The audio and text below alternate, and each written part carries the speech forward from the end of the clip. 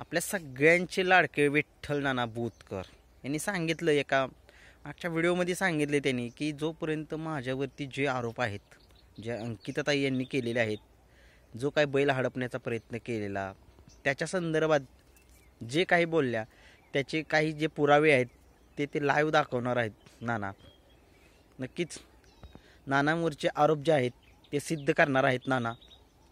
आणि सरांचं नाव एक महिनाभर किंवा जोपर्यंत पुरावे सिद्ध होत नाहीत तोपर्यंत नाना सरांचं नाव लावणार नाहीत, असं त्यांनी सांगितले, स्पष्टपणे सांगितलेलं आहे.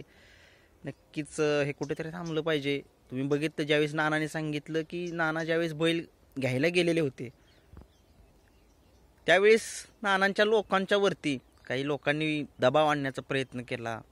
नक्की बघा किती बेकार लोक आहेत या जगात, या महाराष्ट्रात.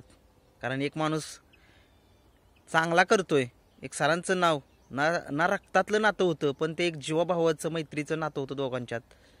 ते नातं कुठेतरी सरांचं नाव टिकवण्याचा प्रयत्न करत आहेत विठ्ठल नाना. परंतु बघताय तुम्ही लोक, एखादा चांगला करतोय तर त्याला आपली माणसं खाली वाढण्याचा प्रयत्न करतात. असं नका करू रे.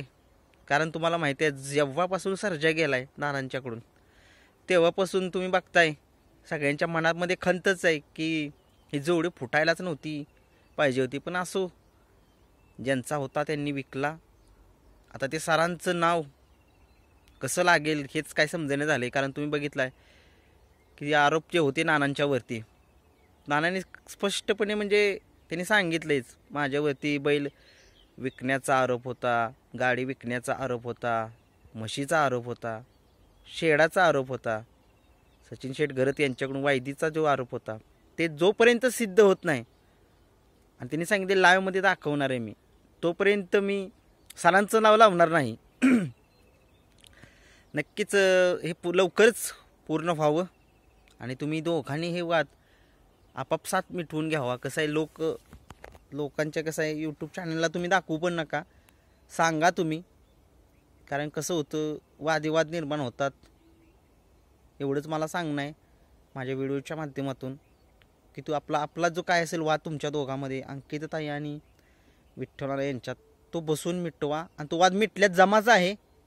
काही लोक म्हणणार हा वाद पेटवते काय, तसं काही नाही आहे. पण जे काय तुम्हाला सांगितलं की बैलगाड्या शौकीन, आता तुम्ही बघताय एक महिना झालं सरांचं नाव या बैलगाड्या क्षेत्रात कुठं दिसणं झालं, म्हणजे ऐकाय भेटणं झाले. म्हणून म्हटलं एक व्लॉग बनवावा आणि सांगावं की विठ्ठल नाना सरांचं नाव का लावत नाही ती बैलगाड्या, म्हणजे गाडी पळताना. ते कारण हेच की जोपर्यंत यांच्यावरचे आरोप सिद्ध होत नाहीत तोपर्यंत ते सरांचं लावून लावणार नाहीत. म्हणून एवढंच सांगण्यासाठी मी हा व्हिडिओ बनवतोय. धन्यवाद मित्रांनो.